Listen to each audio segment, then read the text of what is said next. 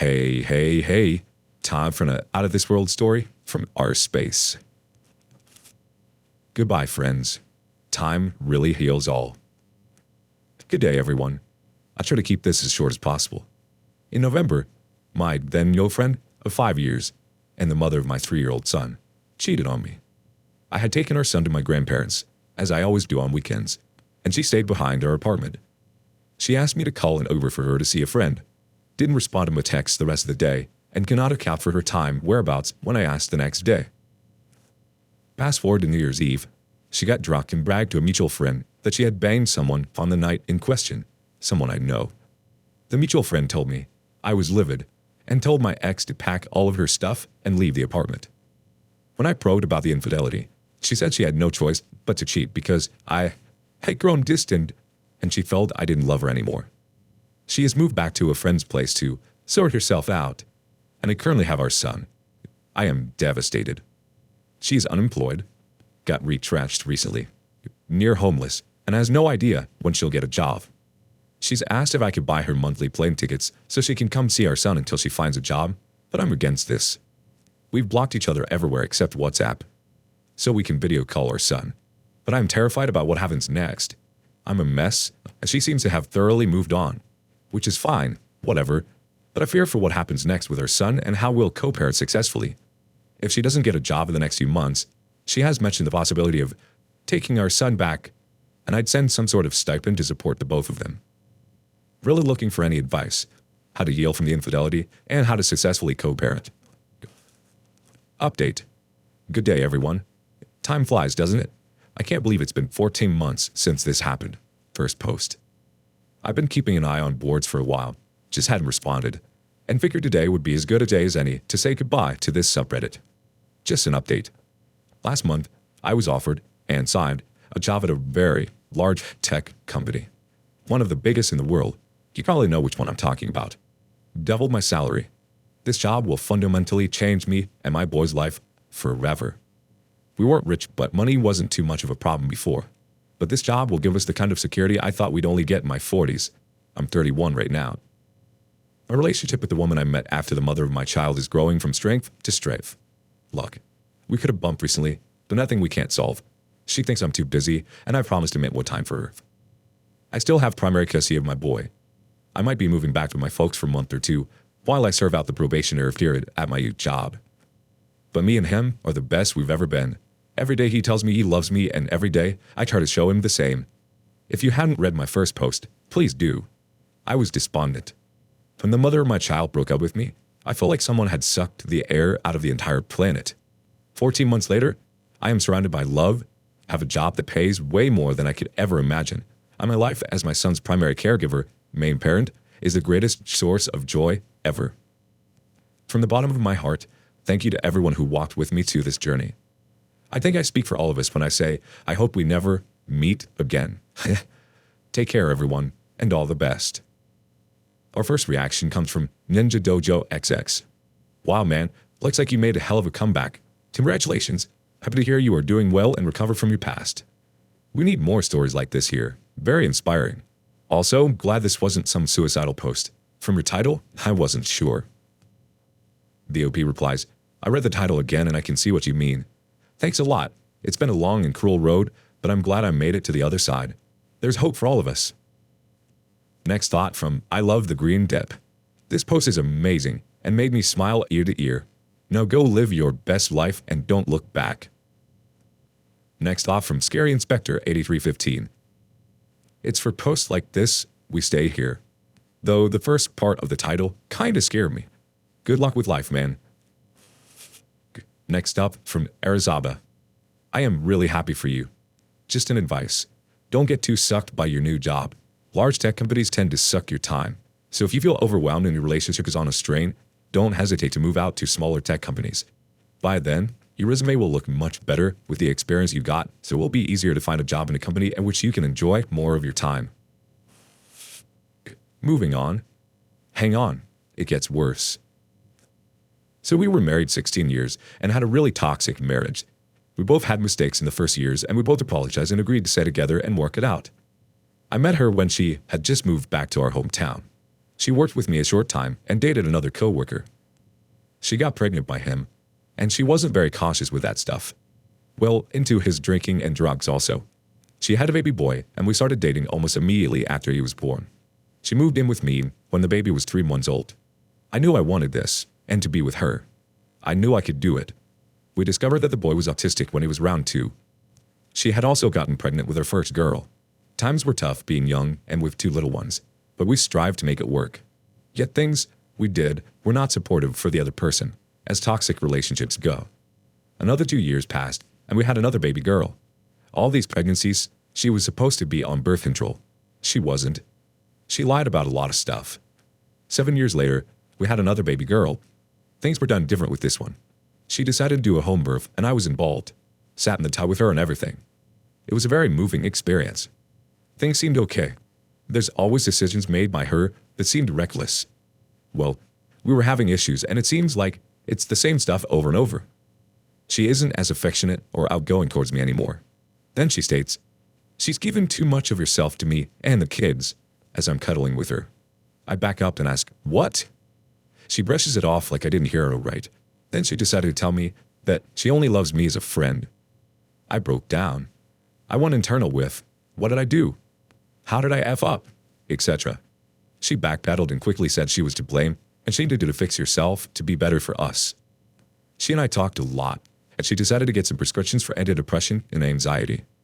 She's a mess, and to be honest, horrible relationship history, etc. I started counting for myself to analyze myself first, then look at her actions. Actions speak louder than words. That's always played big with me. So I really dedicated myself to making things work and making things better for us. Making sure I was working on myself to be a better husband, lover, and dad. Turns out, she had found an old friend from years back, and they had grown close again. He, yes, it was a he friend, came to visit and met the kids. This is when some really weird stuff started happening. She was driving and wrecked our minivan. Totaled it by rear-ending a Prius. Yep, that's right, totaled. By hitting the rear end of a Prius. I gotta say also, they drove away. The police said that she was lucky he didn't give her a ticket for following too close. Then about 1 month later, we had gotten another van. She wrecked that one also, and also her fault. At this point, I'm really concerned about her being able to drive our kids, etc. One of our daughters even didn't feel comfortable riding with her anymore. Kid was 12. As time goes by, she was finally able to reach out to a daughter that she had in a previous marriage and lost contact with. Oh, you ask how? Well, see, she was married before me and had a kid and left them.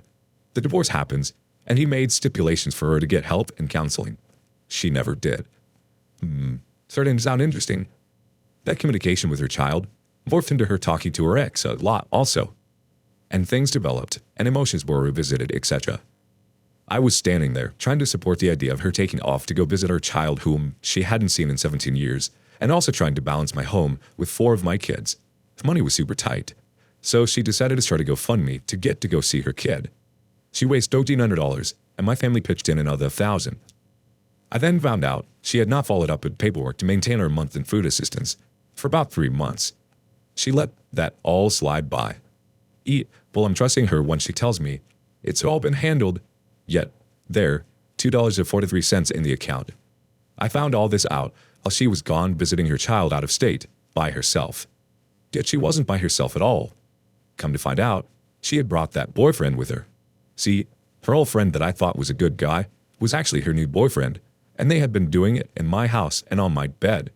Nice. When she got back from visiting, she wanted a divorce. I still don't understand what all was happening. Then, she told me she was moving in with the ex out of state. But what the kids? So she left. She left the kids. She left all her stuff. She just left. She claimed I'm a narcissist who emotionally abused her. I'm not a narcissist, but I'm sure we both had some emotional crap swinging both ways. I found out later that the boyfriend got dumped after she had gotten back to town also. He unloaded on me all the juicy details of their year-long hidden relationship, with proof and pictures. And he even tried to blackmail me to reach my kids. What a piece of crap. I should have seen things coming after I saw her just give up on contacting her abandoned child. She's now living out of state, with her ex-husband and her kid that she abandoned 70 years ago. We agreed to a parenting plan, and I emphatically pushed for psychological evaluations. So far, she has tried to see the kids once in 6 months and is not paying child support at all. Our kids are ages 17 to 7, so there's quite a range and understanding. One kid said, "Mom picked your favorite family." One asked why mom will take his kids to school, but not her own. Damn, that one hurt. So this is me now. Single dad of 4 kiddos. I was always Mr. Mom anyways. I was always getting them ready for school, lunches, rides, and even when I trusted her to get them ready, I would still do it. In fact, there were several times when she would be late after I got them ready and left for work. She somehow fell back asleep and the kids were tardy for school. I wonder if it was the drinking, or maybe the abusing the prescription of our daughter that made her so out of it. Nah, it's just her. So she was sleeping with all 3 of us for over a month. She exposed me to Hep C knowingly. She abandoned her child 70 years ago, only to repeat the behavior later in life when she's got 4 more kids. Our first reaction comes from Mrs. Jingles 0729. Lawyer it up to protect yourself financially and go after her for child support. The OP responds, got her an order for $700 for all 4 kids? What the F? This seems extremely low, but I doubt I'll see any of it anyways. Can't count on anything for her. Mac and Pumpkin chimes in, man, that's a lot to unload. I am so sorry. She has some sort of personality disorder. I could speculate which one, but I'm no professional. You are doing everything right by taking care of your kids. It's such a shame their mother abandoned them. It will unfortunately have lasting effects. If you have the funds, you can maybe do some sort of family counseling with them. Your partner needs psychiatric help. It is sad that a lot of people are so damaged and mentally ill, yet do nothing about it. I hate when there are kids involved. Be good to yourself and your family. They need you to be level-headed, but I'm sure your emotions are everywhere. One day at a time. We are here for you. Little Nibble adds, did you file for a divorce in full custody? Get her for child support. The OP responds, got custody and adopted the boy.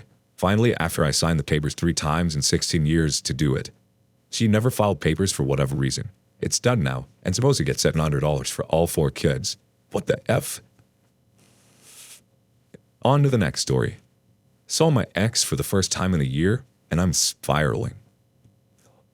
Long-time lurker here, first-time posting, because I don't have anyone else to talk to. A little background. I found out my ex was having an affair in 121. We were together for 8 years, married for 4, no kids. Affair partner was one of his co-workers. I noticed he was being weird about his phone. Waited till he went to sleep and looked through it and saw the texts. It wasn't anything too graphic. There wasn't sexting or pics, but it was still obvious he was having sex with her. I took pics with my phone and then started planning my escape. I originally planned to go full ghost. I filed for divorce, planned to take my stuff and just leave the papers on the counter. Last minute, I had a change of heart and wanted to confront. I moved myself out and then waited for one to come home. I confronted him and he admitted it. I refused to hear more and followed through with no contact. I said goodbye to his parents, changed my number, moved, and refused to hear anything about him from mutual friends.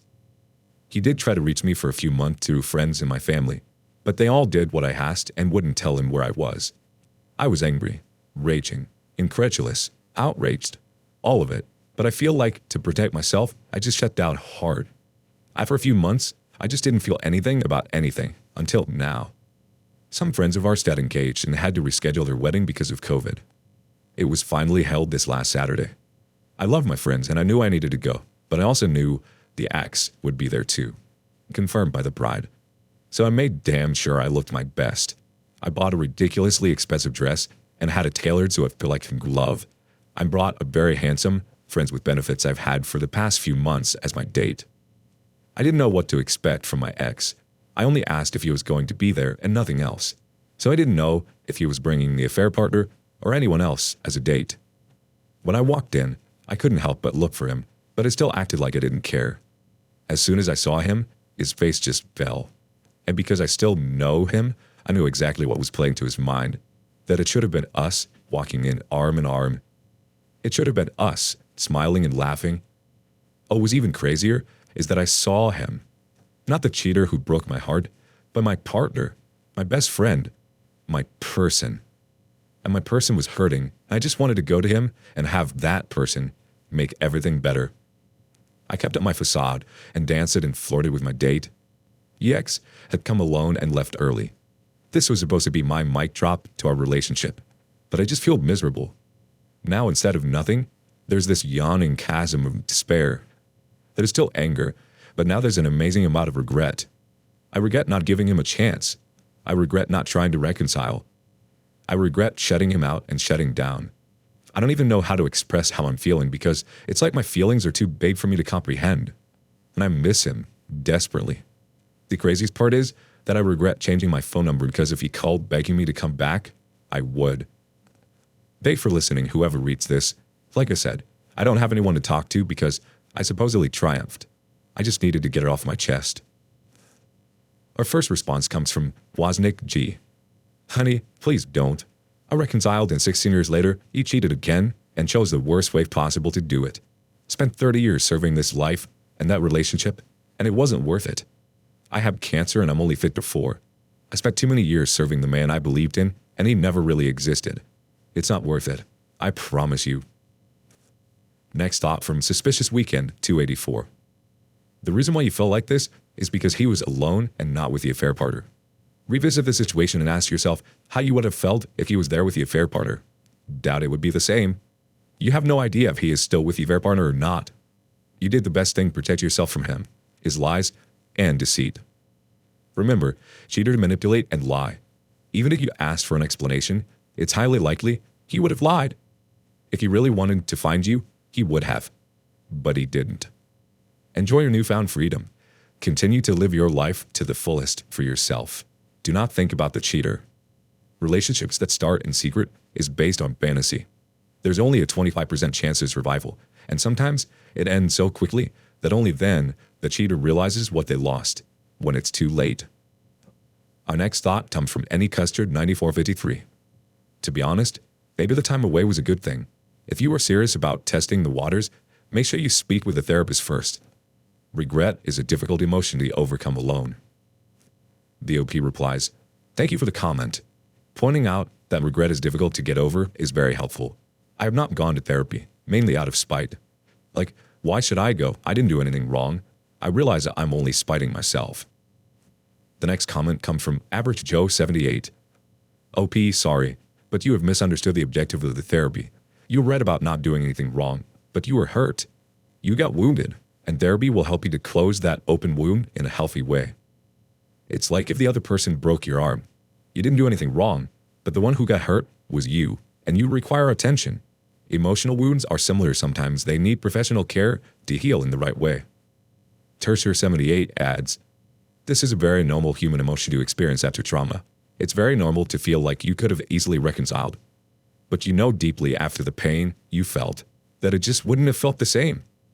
You understand that it's triggering to still see him, especially since you haven't fully processed all of your emotions and tried to bury them.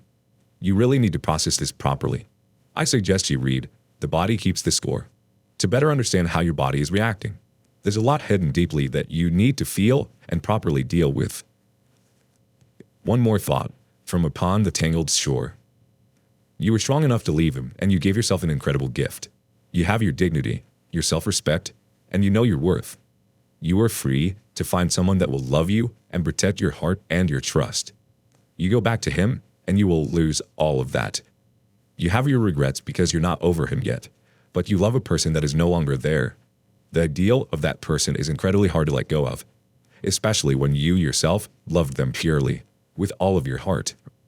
You see him and want that love you gave him, that feeling back, maybe even believing it could be the same again. But it won't be. He proved he is capable of betraying you in the worst possible way. He proved he doesn't have the same character you do. He didn't make a mistake that can be forgiven and forgotten. He made a series of deliberate, self-centered decisions, completely disregarded you, your relationship, and your future to satisfy his own sexual desire. He hid it from you because he didn't want you to have the informed choice to leave him. You did triumph. I hope one day you see that you save yourself from sacrificing your heart, mind, and soul to someone that truly does not deserve you.